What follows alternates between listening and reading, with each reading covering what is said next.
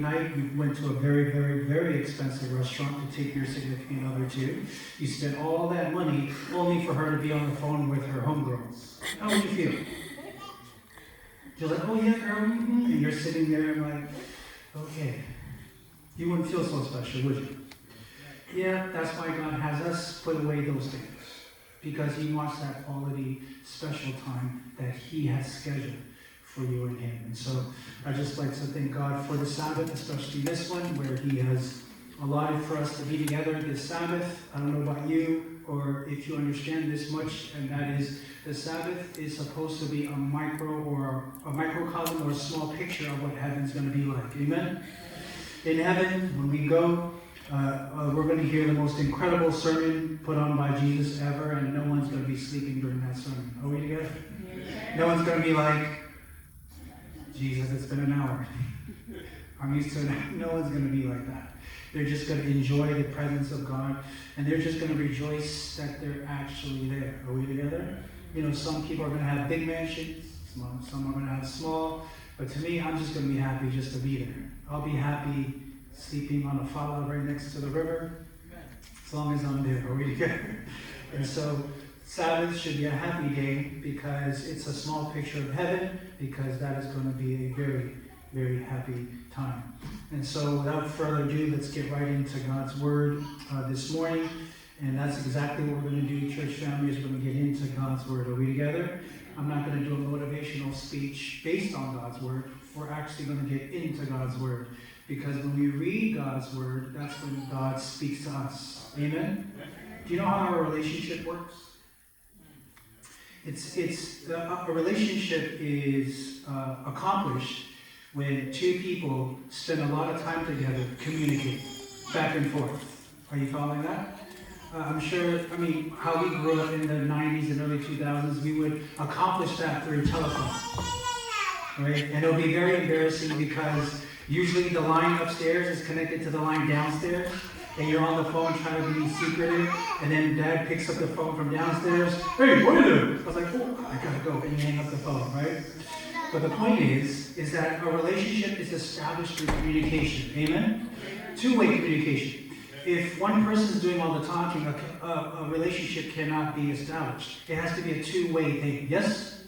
And so if we are to build a relationship with God, it is built on communication. He talks to you, and you talk to Him on a constant level. Amen? That's why the song says, read your Bible and then what happens? What grows? Yeah, ultimately the relationship grows. Because you talk, the most direct way God talks to you is through His Word. And the most direct way that you talk to Him is through what? And when you read your Bible and pray every day, that's the conversation. Every single day. And your what? Your relationship grows. And we're going to talk about that this morning. But before we do, it's always a good idea to ask the author of the book to be with us before we get into His Word.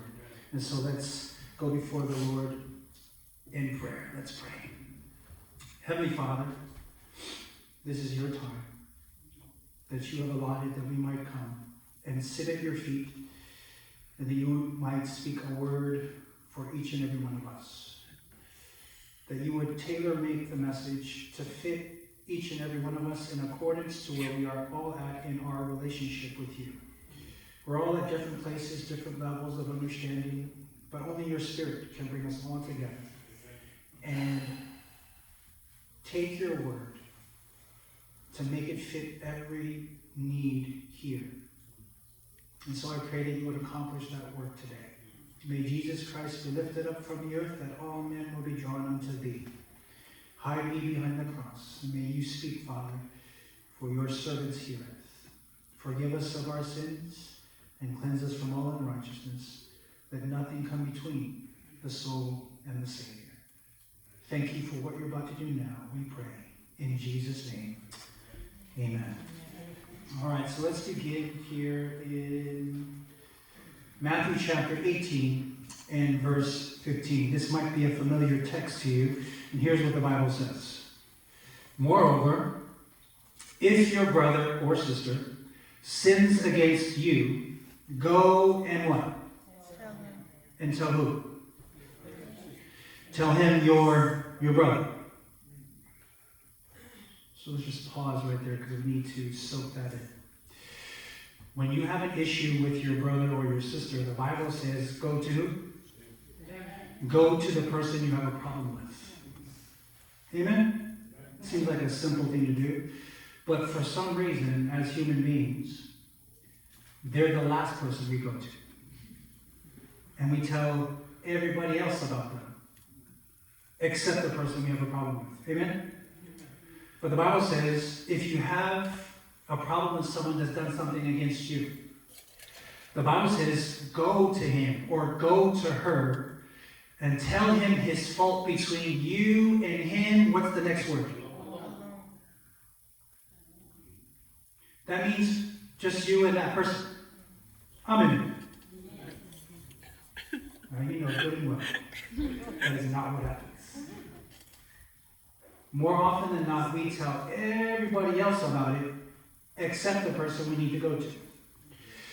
And so the Bible reminds us this morning, moreover, if your brother or sister sins against you, go and tell him or her his or her fault between you and him alone. If he hears you, or if she hears you, you have gained your brother or your wife or your sister. Amen? Who is saying these words? Jesus is speaking these words. And I want to tell you, Jesus doesn't tell us to do something without him first modeling it for us. Are we together? Mm-hmm. In other words, the point of this passage is that there's a relationship that's been broken, and the point of it is to fix it, to mend it, to heal it. And the hard part about this is that you're not the one who did the wrong. They are the one who did the wrong. But the Bible tells us, the victim, to go to the perpetrator and make things right. Isn't that crazy? But that's what sets us apart as Christians. World teaches differently. They teach an eye for an eye and a what? You punch me, I punch you twice. That's how it works. But for us, you punch me, what do we do back? What should we do? Well, first thing is don't just stand there, move away. You don't want to keep getting punched. But ultimately, God is wanting us to be relationship menders. Okay? Not scatterers, but what?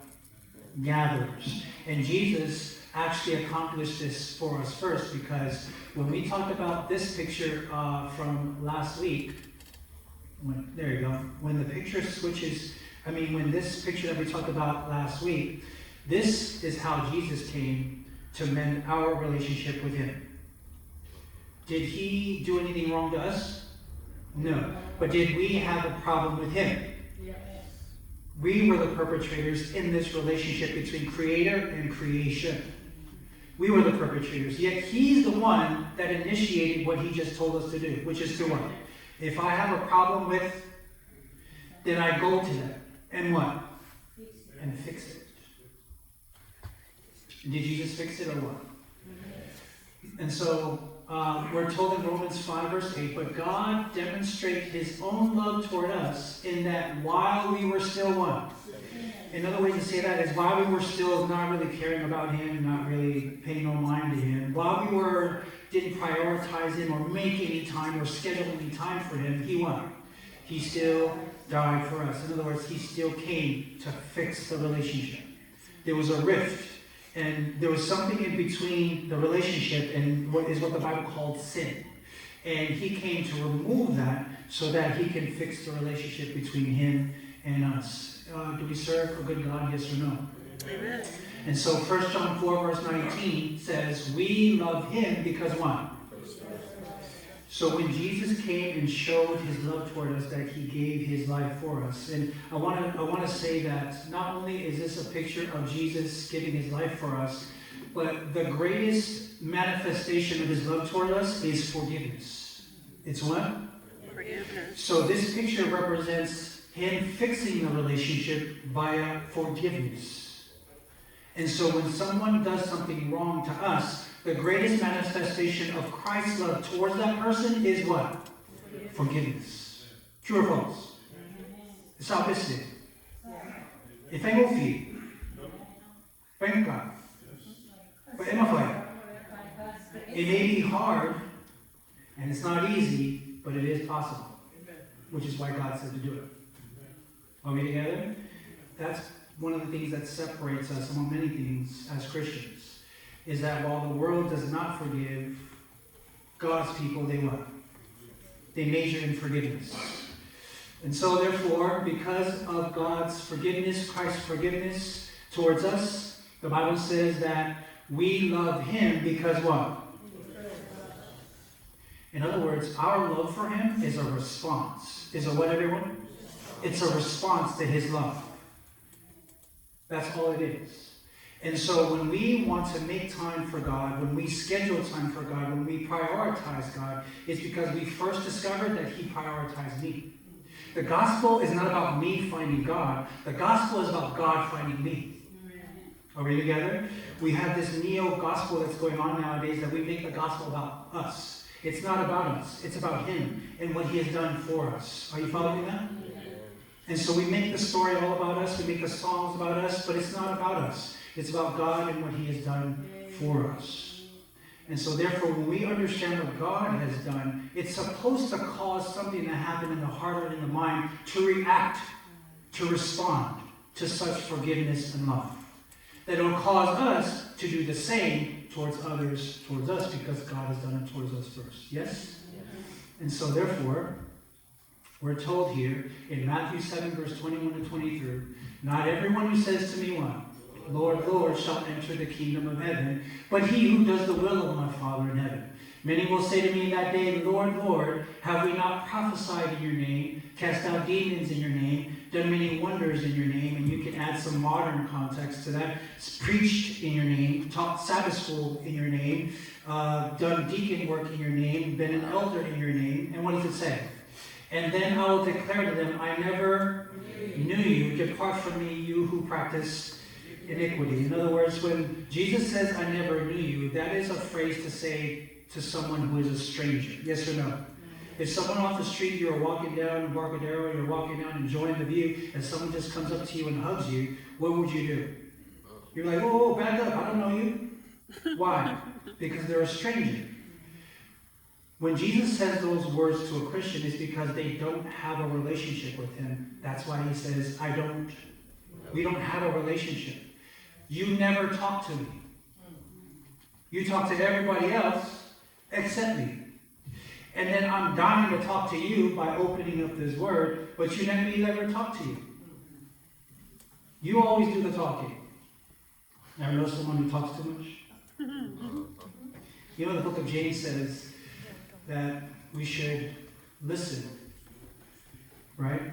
And be slow to speak. And there's a reason why God gave us 2 ears and 1 mouth.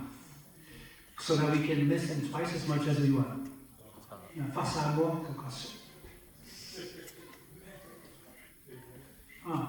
So God is dying to speak to you. He wants to fix the relationship. He wants you to know him because he knows you. But he wants you to know him so that you can have a wonderful relationship with him. Amen? Do you have a relationship with God this morning? Yes or no? Would you like a relationship with God? Simple. Start with praying and reading the Word. Because that's how you get the conversation started. Amen? Amen. When you read the Word, he's talking to you. That's basically him telling you about himself. And then he knows you. He's the one that brought you into this world. Are you following that? You ever trip off out of the millions and millions of cells from your dad? And the hundreds and hundreds of eggs in your mom? That out of all of them, you're the one that came out? You ever trip off that? Why you? Why not your brother or your sister? If you understand anything about the reproductive system, which we will not go into because it's a bit cringe in the Samoan church. But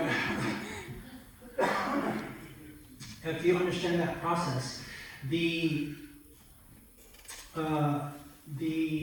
percentage, right, the probability of you coming out is very, very small. I don't have time to go into it, but just know that, just think on that when you drive home. Why did you come out? If you're the one to come, because literally, if you understand what happens in that whole thing, and how there are millions of cells that are deposited into your mother, and only one of them is you. millions that are deposited into your mother on the night of conception, why did you the one that made it through? How come? I can show you from the Bible, but basically the Bible says it's because God coordinated this that you're the one that comes out, which means he has a purpose for you, and it's up to you to find that out. Why are you here? And so therefore, let me just stick to the title of our sermon this morning is Love Your What? Love Thy Neighbor. Love your neighbor. I want you to consider this text here, Matthew 25, verse 31 to 40.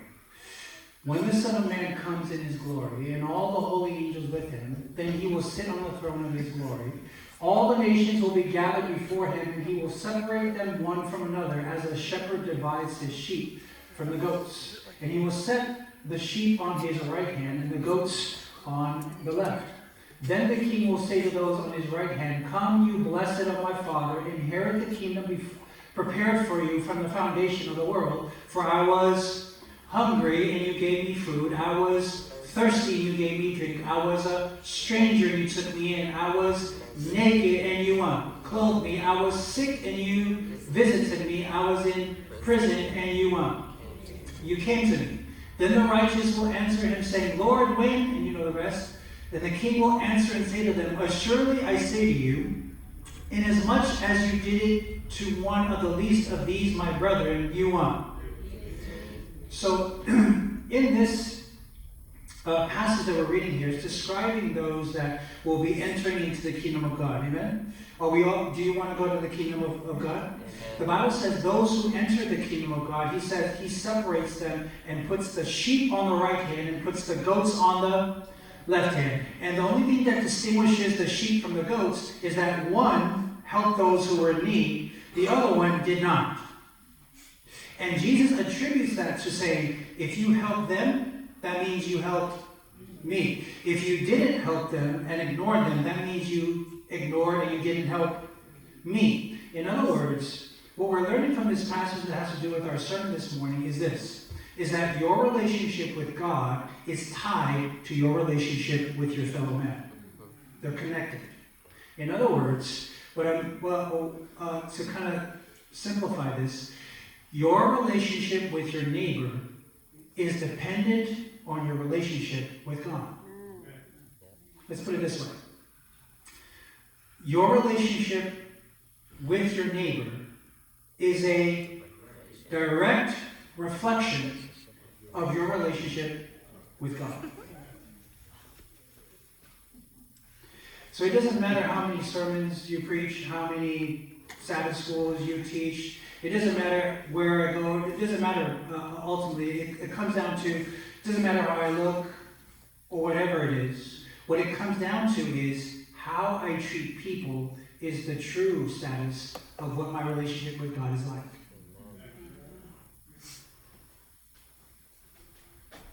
Have you ever come to church and you sing holy, holy, holy is the Lamb? And now, as soon as 1 minute passes after church and you cut somebody out on the road and cut you off.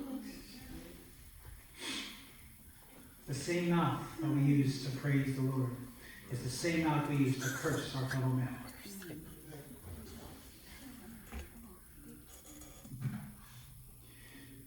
So it doesn't matter how many church services I attend. That doesn't make me a righteous person. It doesn't get me into heaven. The true acid test, where the rubber meets the road, if you really want to see my true colors, if you really want to see your true colors, reflect on how do you treat people.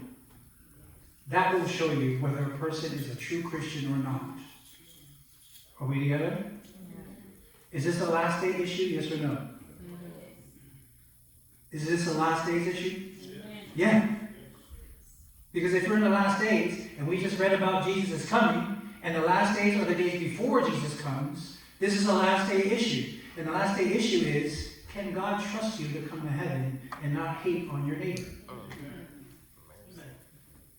you imagine living in heaven? You're an angel, never fallen before. They can't fully relate to what we go through down here. Are you following them? Jesus is the only one that can relate because he transformed into a man, came down, went through the same things that we go through. That's why we have a high priest who can understand what we go through, because he came and lived it. But otherwise, the rest of the inhabitants of heaven, they're like, they're crazy. They're insane down there. Look how they're acting. And you're going to bring them up here? Have you ever seen an insane asylum? Yeah, would you ever let them come into your house and live there? Not without rehabilitation. Like intensive rehabilitation. So imagine them up there, they're like, I mean, don't get me wrong, heaven, they can't wait for us to come up there. But there's a vetting process. And because God is not going to go through this again. One time. And the reason why he's allowing this to go through is so that he can get rid of sin and save people. Are you following that? This is the problem. The problem is that the thing that God loves the most and the thing that he hates the most are intertwined into one. It's called the human being. The thing that he loves the most is the human being. The thing that he hates the most is sin, because sin brings death. And so what he's trying to do right now before he comes is he's trying to spiritually, surgically remove the sin, get rid of it, and what? Save the human being. But the thing that makes it so complicated is that the human won't let it go. He's trying to tell him that thing is killing you. Give it to me. I'm going to remove it from you so I can save you and destroy this. And so ultimately, hell is basically God trying to destroy sin that kills. But because people end up in hell, it's because people refuse to let go of sin in them. So he has to destroy the sin that's in them, and unfortunately, they are a casualty of the process because they refuse to let it go. Are you following that? So it's not about God just, what do you call that thing? Where they put a pig on there and they roast it. I mean, literally, there are people that show that that's God. I wish I had time to break down hell, because that's not the hell. Even hell can reveal the love of God. I don't have time to go into that, but it does. Hell is actually the mercy of God. But we don't have time to go for that. Are you following that? And so, ultimately, guys, your relationship with your neighbor is a direct reflection of your relationship with God. Because what happens here is what is revealed through here. So if there's something wrong here, it is prima facie evidence that there is something wrong here. There's a disconnect. Because the love that you're supposed to give to your neighbor flows from him out to them. That's where it comes from. And so if there's something blocking this flow of love coming to you to go to them, that means this is the problem here that's causing the no love to go to them. And you have to check this. Are you following that? That's why the Bible says, anyone who says they love God but hate their brother, the Bible says they are what? They are a liar. Because it's impossible to love God and hate your brother.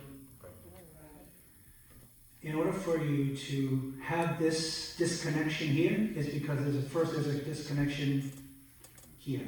We have to fix that connection. And so notice here, it says, you shall love the Lord. Then one of them, a lawyer, asked him a question, testing him, saying, Teacher, which is the great commandment in the law? And Jesus said to him, you shall love the Lord your God with all your heart, with all your soul, and with... This is the first and great commandment. And the second is like it, you shall love your neighbor as your... And on these two commandments hang all the law. What this passage is basically saying, God has 10 commandments. And you can easily keep them without thinking if you just love God with all your heart and love your neighbor as yourself. You do those two things, you automatically keep all the commandments. Are you following that? This is what we're learning from this passage, because notice, 2 tablets of stone. Did you ever trip off why God asked Moses to get 2 tablets of stone? Kasi na familiar to Yamuse, if why not 1? Cannot God fit the commandments on 1 table of stone? Why did he tell Moses 2? Because of what we just read. The commandments are 2 tablets of stone because the first half of the commandments has to do with our relationship with who? With God. That's the first 4 commandments. Those 4 commandments has to do with our relationship with God. The last 6 commandments, when they show up, there, has to do with our relationship with one another. Are you following that? And so what we're learning from this is that you can't keep 5 to 10 without first keeping 1 to 4. If you're having problems with 5 to 10, it's because you're having issues with 1 to 4. If you want to be able to keep 5 to 10, which is our relationship with one another, first keep 1 to 4. Are you following that? This is what we're learning here, the commandments. So again, that's why they're broken into 2 tablets of stone, is because the first 4 have to do with your relationship with God, and the last 6 have to do with your relationship with others. And that's why he says all the law hang on these 2 commandments. Does that make sense?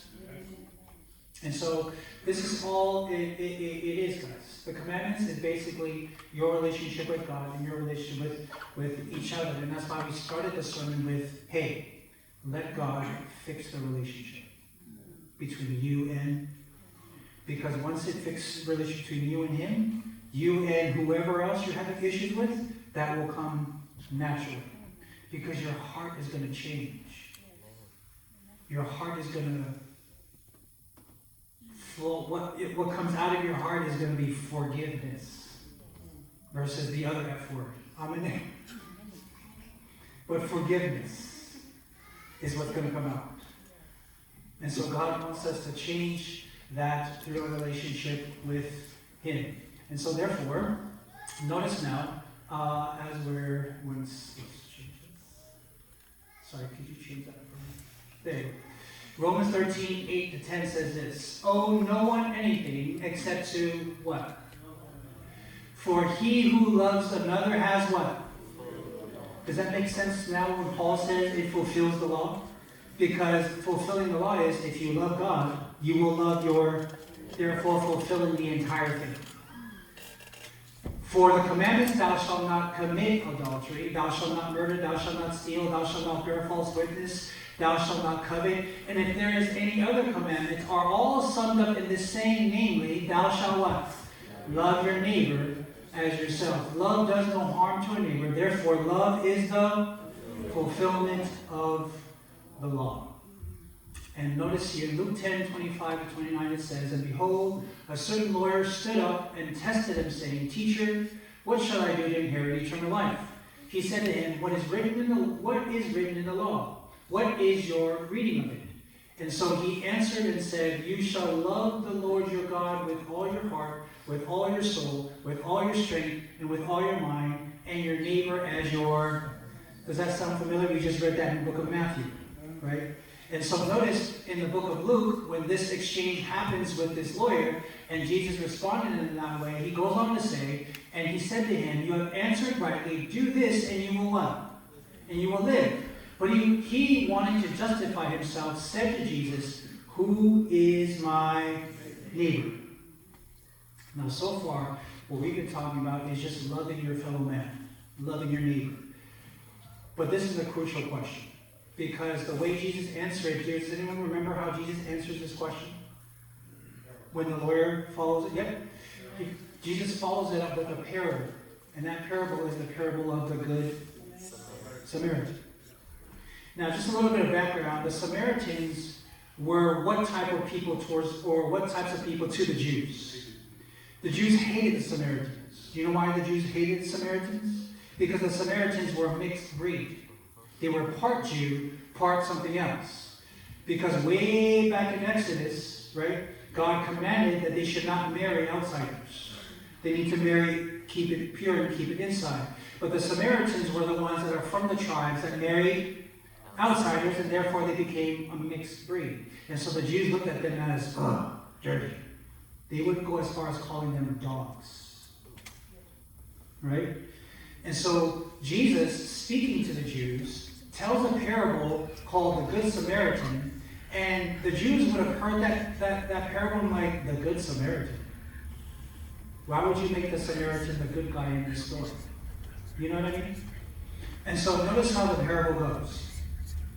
A certain man went down from Jerusalem to Jericho and fell among thieves, who stripped him of his clothing, wounded him, and departed, leaving him half dead.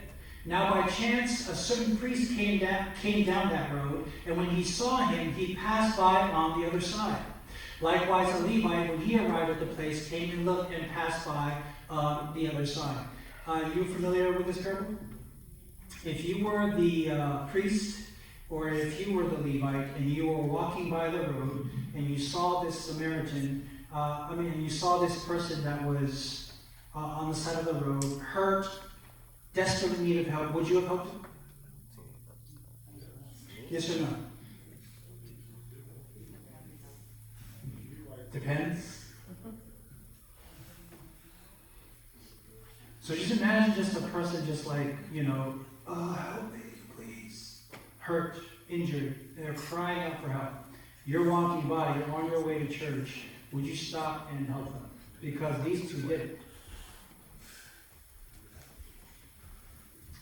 Now, I want you to notice something here. It goes on to say here, but a certain Samaritan, as he journeyed, came where he was, and when he saw him, he had compassion. So he went to him and what?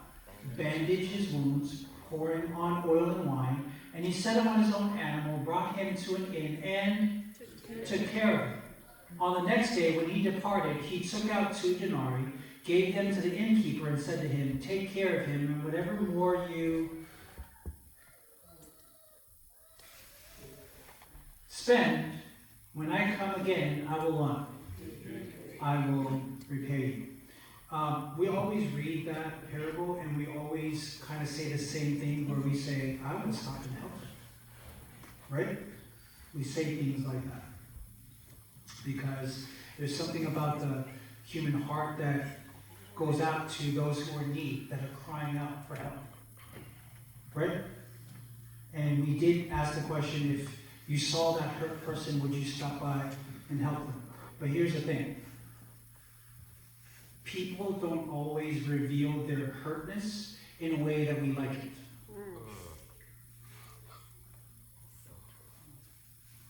This is one way where they cry out and it touches the heartstrings of any sympathy that might be in your heart, yes? And so then you're drawn to them to what? To help them. But hurt people that are hurt don't always exhibit their hurtness in a way that we like. They can exhibit it in a way that we don't like it, and therefore turn us off from helping them. True or false? True. Some people that are hurt, we look at them and say, yeah, no, I'm on. Remember last month? Yeah, we were talking all that mess. And now look at me. Right? But you don't understand that the reason why they act that way is because that's one way of exhibiting hurt. Right. Because hurt people hurt other people. Hurt people. Yeah. And now you can see why. You can be just like the Levite and the priest. You walk and look at them and what? Walk away. Pass them right by. And so some people that are hurt, they exhibit their hurtness through bitterness, gossip. They exhibit their hurtness by their unforgiveness. You ever met someone who's always angry? I mean, people that just are angry or they talk about other people all the time, it's like, why are you always talking about somebody? What's wrong with you? I'm a behavior specialist. Monday through Friday, I work with emotionally disturbed young people. I work at a school setting. One half is kids on the spectrum, and the other half are kids that are emotionally disturbed. These are students who got kicked out of regular school and they went to continuation school. Then their behavior is so bad they get kicked out of continuation school and they come to our school, because our school specializes in behaviors. And so it's my job to analyze and to observe the student and why do they behave that way. Because there's always a reason. Because usually there are 4 functions of a behavior. Any behavior that, even normal people, there are 4 functions of a behavior, and it's usually access. They're trying to access something. It's usually automatic reinforcement. They get something from it. That's why they act that way. There's something that they get from it, and it causes them to feel good. And so they keep doing it because, for whatever reason, it helps them feel better about themselves. That's maybe why they gossip. That's why they like to laugh at people when they fall. Because they get there's an automatic reinforcement in there. Are you following that? The other one is avoidance. They're trying to escape something. Right? And so all these are all functions of behavior: is access, automatic reinforcement, avoidance, and then the 4th A is it'll come to me. But basically, everything that we do habitually as a habit, there's a reason for it, and once you understand that reason, you can then make a plan for it. So once we understand the function of their behavior, we start putting together a behavior intervention plan. How to help them behave differently by putting a replacement behavior. Hey, instead of kicking the door, because usually when they don't get what they want, they act up and they kick the door, they throw stuff at the window, they throw a chair across the room, because they know when they do that, that's when whoever their guardian is gives them what they want. So when they come to school, they're just repeating the same thing. How I usually get what I want is I act this way. And so we start by saying, no, that's not how you get it. Right? And if you're Samoan, we can't do that legally in the school system. Right? And so we start saying, like, sure, you can definitely get that. You just have to request it appropriately. Like, hey, can I do this? Sure, let's do this first, and then we'll get that. So we're training them to say, instead of doing that to get what you want, do this, because this is the appropriate way to get what you want. Are you following that? If I don't want to do this, and so if you give them schoolwork, they don't want to do schoolwork. Instead of just saying, I don't want to do schoolwork, or I want to go take a break, or I want to go for a walk because this schoolwork gives me anxiety. Instead of just saying that, they take it, ribbon it, take the pencil, and try to stab the teacher. That's their behavior of saying, I don't want to do this. So it's our job to tell them, you don't have to stab us with a pencil. Just say you don't want to do it, you want to go for a walk. Oh, that's it? Yeah, that's it. But you'll be surprised, because these kids do it so much and it's automatic that we have to undo it because they've done it, that's all they know. Are you following that? If you apply this principle to us who are trying to walk this spiritual walk with Jesus, why is it that I keep doing the same thing? And I keep going to God and I'm saying, forgive me. And after I say forgiving a day later, I do it again. There's something that either you're avoiding, there's something that you're trying to access, there's something about whatever that sin is that's giving you automatic reinforcement. That once you understand that, then you can kind of make a plan with the Lord.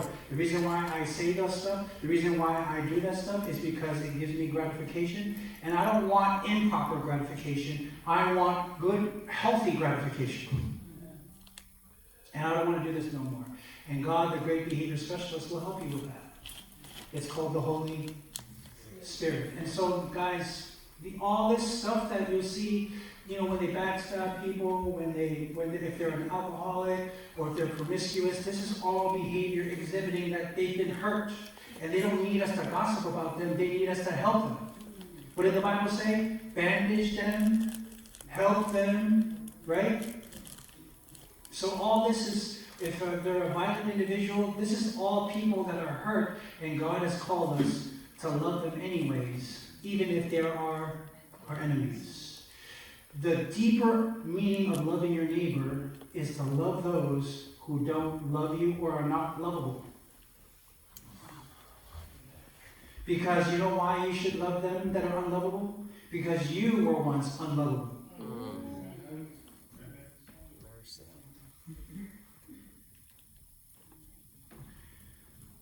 so we spend so much time kicking the person that's down instead of helping them. Do you know what I mean? Some people, they're just coming to church. They're just starting their journey with Jesus. They're still struggling with sin, yes, but they're coming to church and they need us to help them.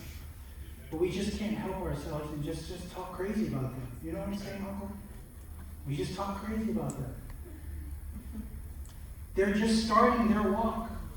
Do you know what have you ever seen a person just starting to walk? You ever seen a person like that?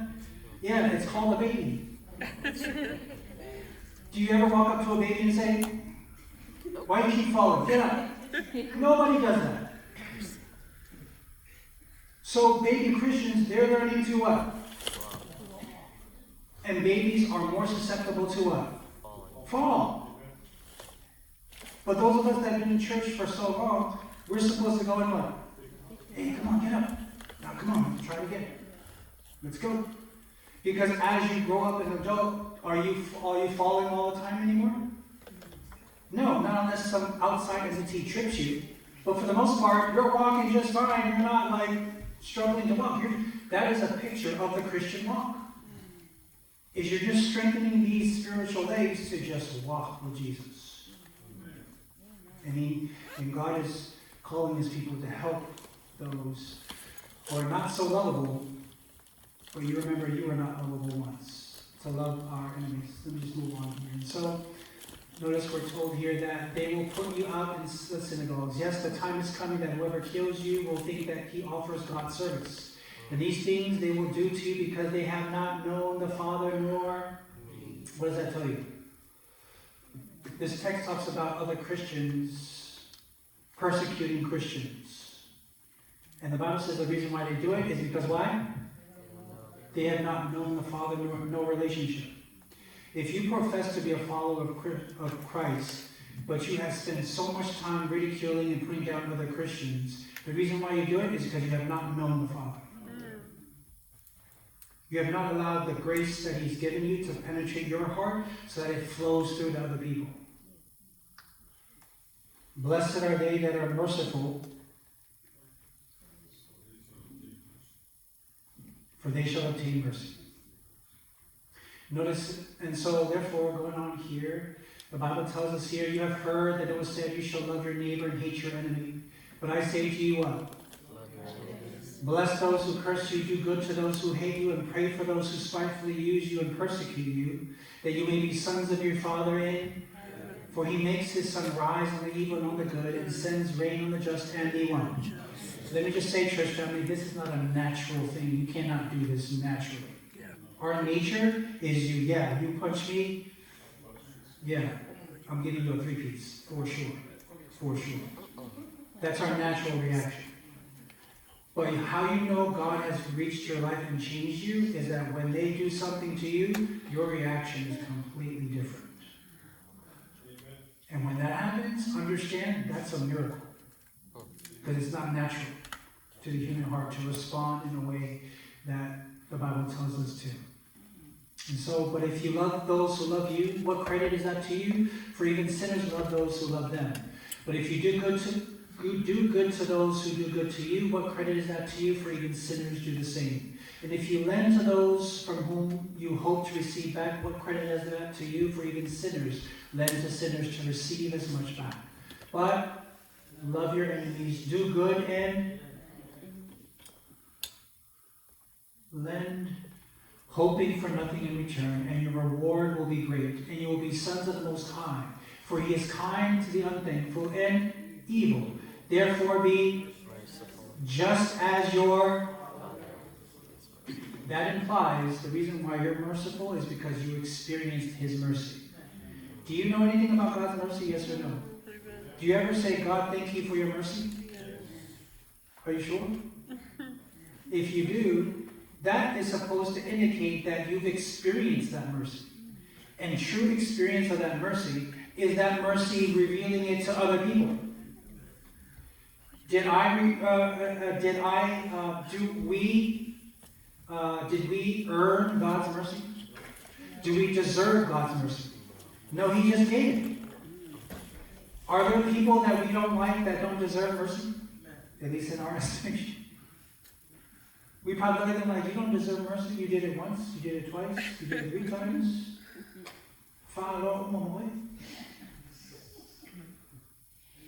But there was a question that Peter asked Jesus. Jesus, if someone sins against me 7 times in a day, shall I? If a person, Jesus says, if a person does you 7 times in a day, you shall forgive him 7 times. And then he goes on to say 70 times 7. In other words, we're just constantly.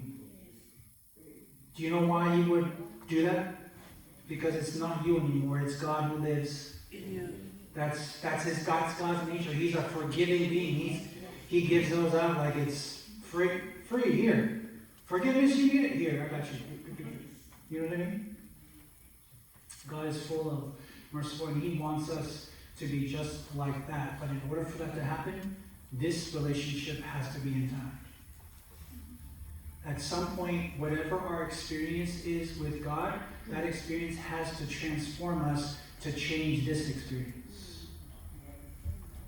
We can't just say, thank you, God, for being so merciful and gracious to me and my family, yes, yes, yes, and then,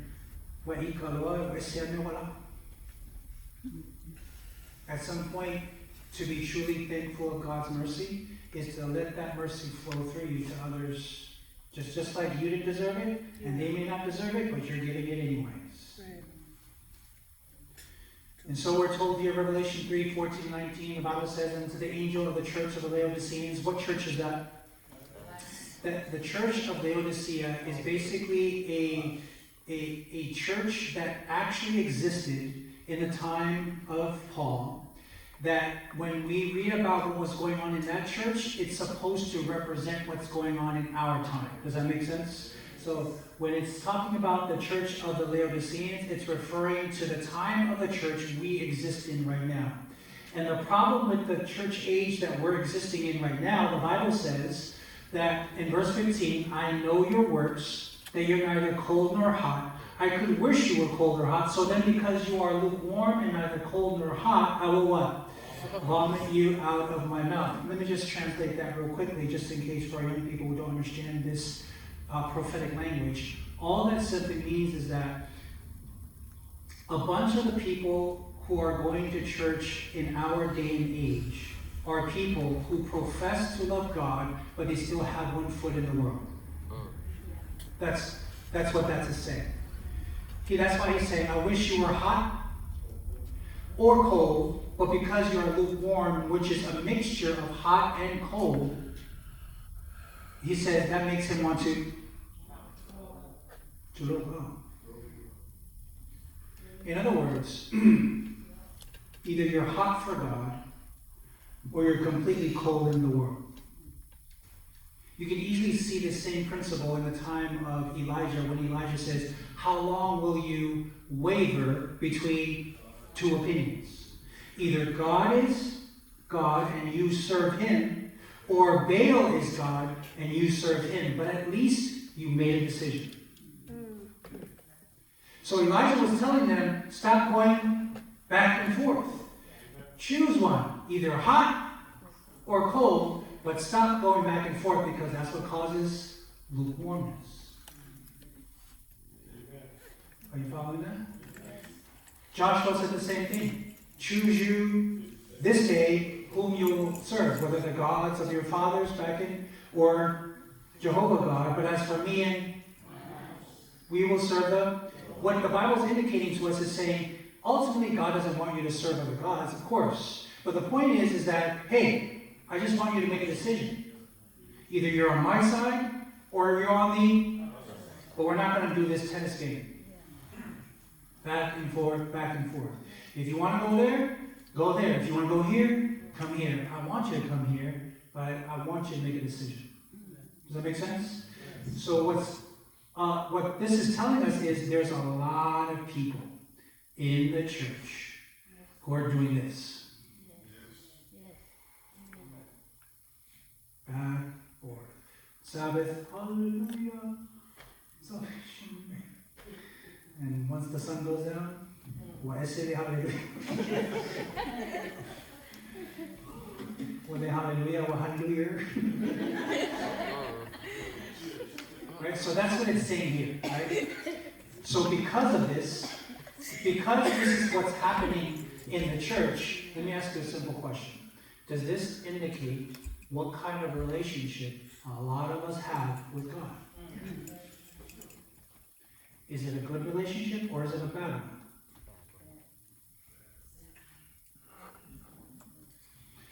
It's not a good one. I mean, husbands or wives, imagine your spouse having 1 foot in, 1 foot out, 1 foot in, and you shake it all out. You'd be like, either you with me or you with her. But we ain't doing this. If you don't even want it for yourself, why would God want it? Because the Bible says the church, the bride of Christ is his church. So either you're his bride or you're the other guy's bride. But you can't be, you can't come to me when you need help, and then on the low, you out here with the other person. His name is worldliness. And so what we're learning from this is that the relationship of a lot of us with God is not good. Which means, in the context of our sermon, which means what? If a lot of us, our relationship isn't good with God, and you remember the context of our sermon and the main point of our sermon, what does that mean? Relationship with the neighbor is off. Who said that? Yes. Sorry, the light is... I'm not sure if it's your aura or... Which means that there's a bunch of us in church who do not have a relationship with their fellow man. Because what did we already establish? If this is good, then this is good. If this is not good, that must mean this is good. Are you following that? This is the church of Laodicea. This is why this is a last days issue. Is because there's a lot of us coming to church, our relationship isn't good with God, which naturally means we have issues with one another. They may not be here, they may be somewhere else, but there's an issue with that relationship. And that's why this is relevant to our sermon this morning. So does Laodicea have a relationship with Jesus? And do they have a relationship with their neighbor? And so we're told here, because you say I am rich, have become wealthy, have need of nothing, and do not know that you are wretched, miserable, poor, blind, and naked, I counsel you to buy from me gold refined in the fire, that you may be what? This is all symbolic language to me, that a lot of the people, even though they're like that, they think they're good with God. But they don't know they're not good with God. They think they're good in their relationship with their fellow man, but they don't know, no, you're not good with your relationship, because there's still a lot of resentment. There's still a lot of unforgiveness. And when we talk about these things, I'm sure whoever it is or whoever they are, God, the Holy Spirit brought them to the front of your mind, and you're thinking about them. And God is saying to you this morning, He's saying to me, you got to fix that by first fixing this.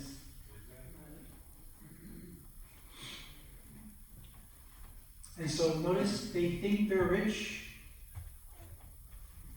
not knowing that they're poor, wretched, poor, blind, and naked. But God is saying, come to me and buy from me gold refined in the fire, that you may be rich. In other words, if you come to me, you fix our relationship, everything else will come into place. Amen? I want to tell you 2 stories about 2 rich men, and then we're done. Is that okay?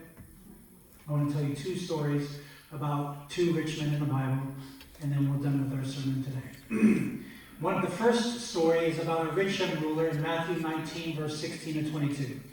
The Bible says, now behold, one came and said to him, good teacher, what good thing shall I do that I may have what? Okay, what's the focus of his question? When he's asking Jesus this question, what is his main focus? What does he want? Eternal life. Eternal life. Amen? Everybody here want eternal life? Yes.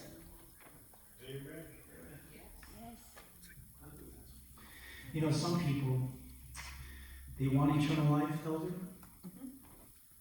They just don't want Jesus.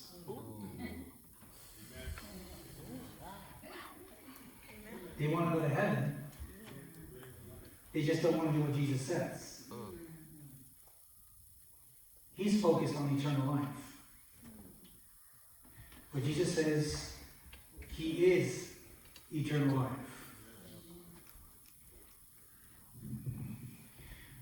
Now watch this. So Jesus said to him, "Why do you call me good? No one is good but one, that is God. But if you want to enter into life, keep the..." Isn't that what we're talking about?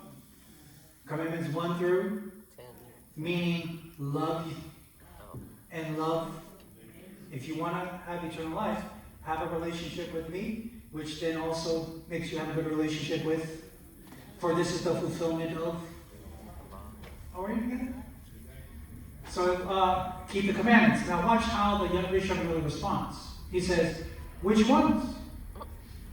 And then Jesus says, "Thou shalt not commit, thou shalt not bear false, honor your father and your..." And then to sum it all up, he says what? "Thou shalt love your neighbor as yourself." Now, you know, if you ever read the Bible and you read what Jesus says, he's very strategic when he says things. He doesn't just randomly say things. Did you notice that when the rich young ruler said which ones, he names specific ones? Now, remember we talked about the commandments being on how many tablets of stone? 2. Commandment number 1 to 4 is our relationship with who? And commandments number 5 to 10 has to do with our relationship with what? Which ones is he naming? Okay, let's go through it. Thou shalt not murder, or thou shalt not kill. What commandment number is that? 5. Slowly. That's no bueno. You know the Bible says that God's people in the last days, here are the patience of the saints, here are they that keep the, which partly says that we know which number they are. Thou shalt not kill is commandment number 6. Thou shalt not commit adultery is commandment number 7. Thou shalt not steal is commandment number 8. Thou shalt not bear false witness is commandment number 9. Honor your father and mother is commandment number 5. All of those commandments are on which one? The first tablet stone or the second? Why would Jesus name only the ones on the second tablet?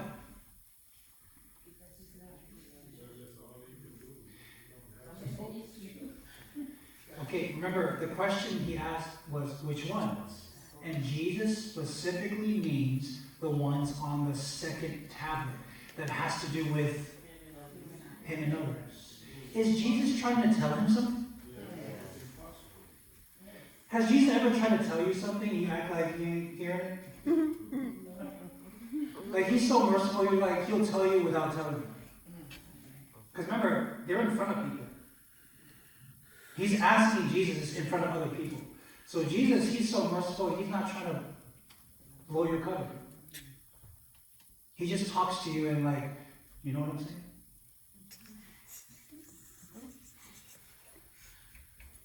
Because if you go deeper, what's wrong with Jesus' list of commandments? Missing one. Yep. Okay, now watch. Look at this one. He says, honor your father and your mother, right? That's 5, 6, 7, 8, 9. Right? That's what's wrong with Jesus' list. He's missing number 10. Now, if you think about it, why would Jesus purposely put 10 off? You know the Jews, the Bible says that they were to instruct their children of God's law when they were young. When they go out, when they come in, when they lay down, when they rise up, you are teach them my law. So the rich young ruler would have known the law on the back of his, like the back of his hand. And when Jesus names them, he should have been like, you're missing number... 10. What's commandment number 10? Thou shalt not covet. What is covetousness? What is covetousness? Covetousness is basically your want. It's like an insatiable want. You're not content. Are you following that? The law talks about thou shalt not covet thy neighbor's house, thou shalt not covet thy neighbor's wife, or anything else, right? In other words, but the extension of that law is the wanting of something instead of just being content with what you have. You just want more and more and more. You know what? Anybody can relate to that? No? Especially if you're like me and you're into retail therapy,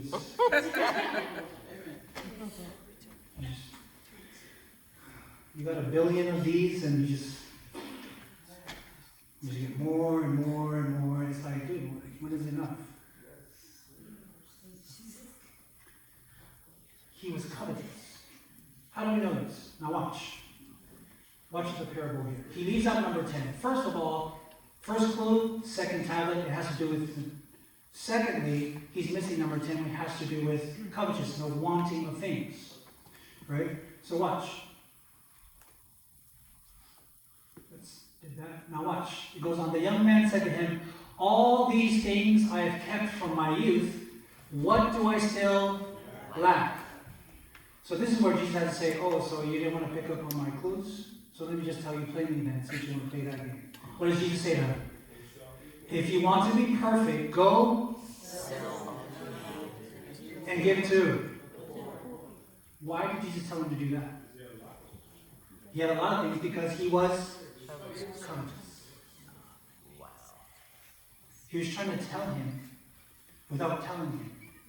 Sometimes Jesus is so merciful to us, he's trying to tell us without putting our stuff all out there. But if you don't want to listen, you want to play that game? You want to act like nothing's wrong? Okay, let's play that game. Everything you have, go sell it. And give it to your fellow man whom you're neglecting. Because you say you have this, but it clearly reveals that something's wrong with this because of the way you're doing this. You know what's crazy about that? Is because he didn't have a great relationship with God. It's revealed in how he treated his fellow man. And it's revealed in how he reacted to what Jesus said. How did he react?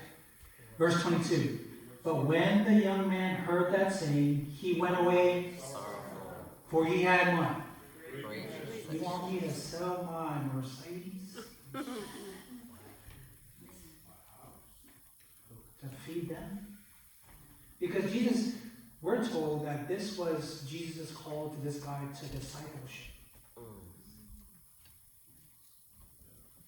Just like all the other disciples. They had to leave their what? Their families, their houses, and follow. That's what he told them. He said what? Give it to the poor, and you will have treasure, and come in. He was calling him to discipleship. He's like, and give up my house? And give it to them? Did he love his neighbor? No. Do you know what that a reflection of is? That's a reflection that he didn't love God supremely. So when he came and asked Jesus for eternal life, it wasn't about Jesus, it was about what he had.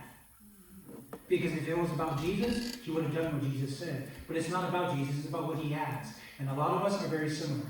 We want what he has, we just don't want him. Everyone wants to go to heaven. Amen? No one wants to die. Everyone wants to go to heaven. We just might not want to do what he wants us to do. Because we walked away sorrowful when he asked us. It may not be go sell everything that you have, but it might be you fill in the blank. What does he want you to put down? What does he want you to put away? What does he want us to stop doing? Because, guys, the Bible says that sin separates us from God, but understand this. Sin is the transgression of God's law. It not only just separates us from him, it separates us from each other. Do you know why there's rampant hatred around the world? Because of sin. Sin has separated us from but before it separated us from each other, it separated us from, and that's the problem. And that's why our message is to the world is what? Fear God and give glory to Him, for the hour of His judgment has come.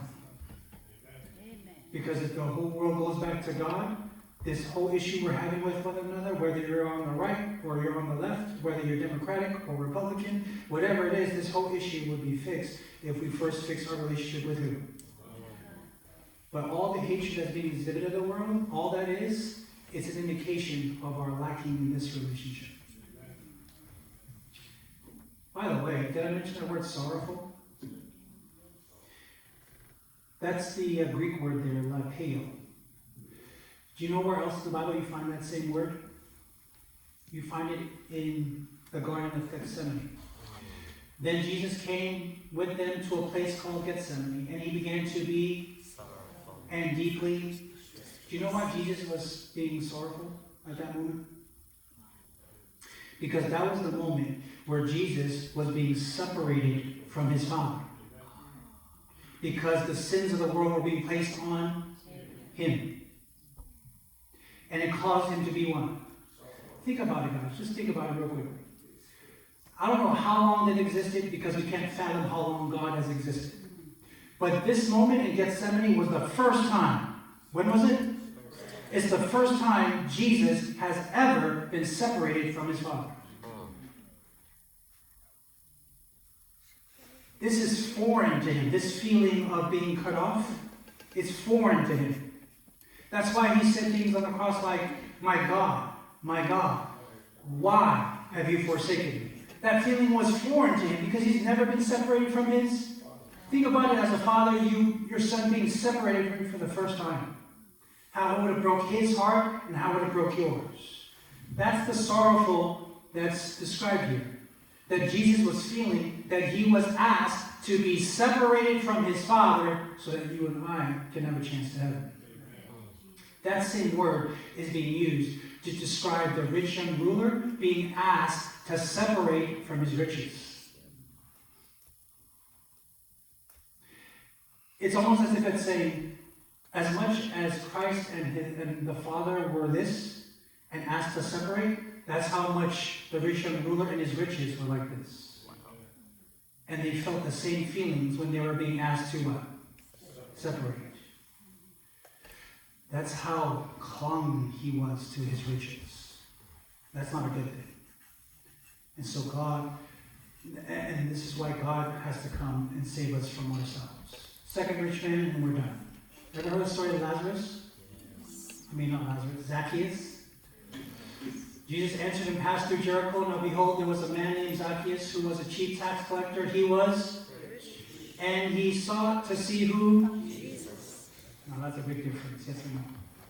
Who do you want to see? But could not because for he was short stature. So we know that story. He what? So he can see? Yeah. You know, sometimes we're Zacchaeus, we're seeking to see Jesus, but the crowd gets in the way. Especially if we're followers and not leaders, sometimes the crowd gets in the way. Sometimes our short stature can cause us not to be able to see Jesus. Because the Bible says we have all fallen short of the glory of God. Our short stature can cause us not to be able to see Jesus. But then he went to climb up the tree, yes? Now watch. He came to see Jesus. So he ran ahead and climbed up into to see him, for he was going to pass that way. When Jesus came to the place, he looked up and saw him and said to him, Zacchaeus, make haste and come down, for today I must stay at your... So he made haste, came down, and what? Received him joyfully. Now watch. But when they saw it, they all complained, saying, he has gone to be a guest with a man who is a sinner. Then Zacchaeus stood and said to the Lord, look, Lord, I gave half my goods to... Pause. Did Jesus have to tell him to go do that? No. He went and did that. Why? Because it was a result of him seeking who? Because when you fix this, this automatically comes. You're going to want to do You don't have to be told to do it. You're going to want to do it. I have given half of my goods to the poor, and I have taken, and if I have taken anything from anyone by false accusation, I will what? Fourfold. And Jesus said to him, today what? You become a sheep. Because when you did it to the least of these, you did it unto, because what you do to your neighbor, how you treat your enemy, is a direct reflection of your relationship with who? With God. And so that's our message this morning, church family, is that God, in order for us to love our neighbor as we should, because we're living in these last times, and there's a lot of people that God wants to draw to him and bring back to him. And he wants to use you to bring those people back to him. But first things first, we must prepare our relationship with God so that we would desire the salvation of others, that we would desire to fix our relationship with others. And surely there are relationships that need to be fixed. Ultimately, God wants to use our church family here in South City to bring back those who have gone astray. And one of those things that could win them back is that they've seen a change in you. They've seen a change in me. And that God has wrought a miracle to where we're no longer lashing out or crashing out when someone does something crazy to us. But we exude forgiveness, mercy, and grace, because God first gave it to me, and now I must give it to you. Freely you have received, and now freely give. So there are people that need help with that. Even past church members that might be living around the area or anywhere in the Bay Area nearby. God wants to use you to bring them back, to help them restore this relationship, so that relationship with one another can be restored. And so, I just want to pray a special prayer for each and every one of us, that God would use us to do that. God is moving to utilize this church and each and every one of you to decrease the population of hell and increase the population of heaven. Would you at least be committed to do that? At least just by starting to invite people to come to church with you. I'm excited by some of the things that I've heard from the leadership, that they want to make some changes in our churches here so that we can start bringing people and filling up our church again.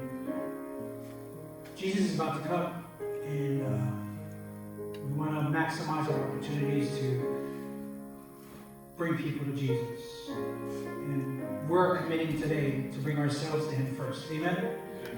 We all have our issues. We all have our problems in our hearts, and God knows what they are.